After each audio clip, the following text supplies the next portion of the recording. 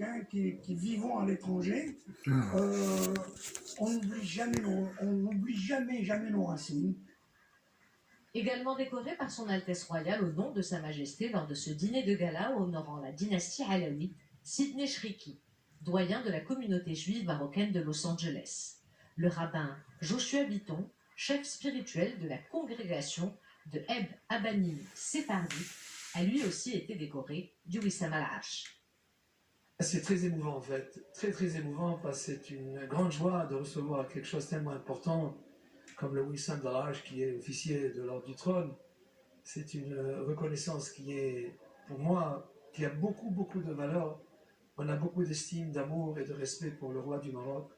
C'est un honneur incomparable parce que j'ai quitté le Maroc en 1948 et je suis retourné avec les bases américaines.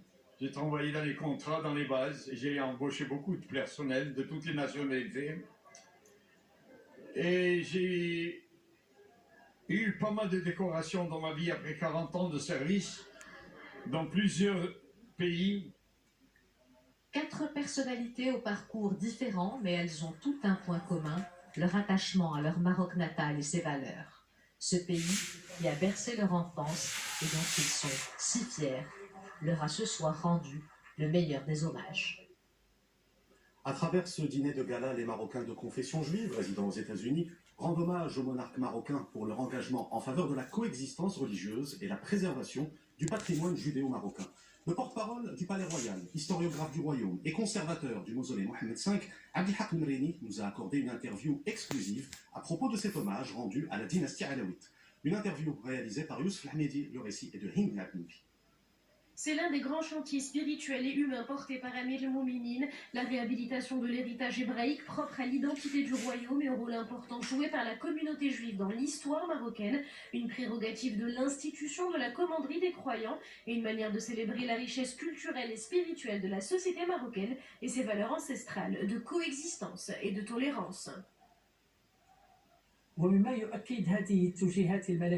Ces hautes orientations royales sont confirmées par le message adressé par Sa Majesté, que Dieu l'assiste, aux participants aux travaux de la conférence qui s'est tenue du 25 au 27 janvier 2016 à Marrakech sur la protection des minorités religieuses en terre d'islam.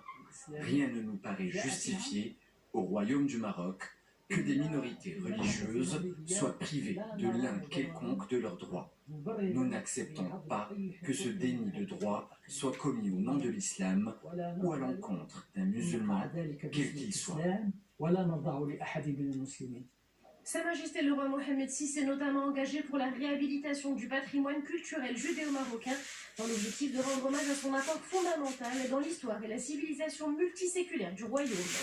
En confirmation de ce message royal, Sa Majesté le roi a également donné ses instructions pour la réhabilitation et la restauration des synagogues et des mellahs, les quartiers traditionnels juifs au Maroc. Des engagements royaux qui font de la tolérance et la coexistence des valeurs essentielles, comme l'a démontré Amir el-Mouminin en accueillant un rabbin en mars dernier, Sa Sainteté le pape François, pour une visite placée sous le signe du dialogue interreligieux.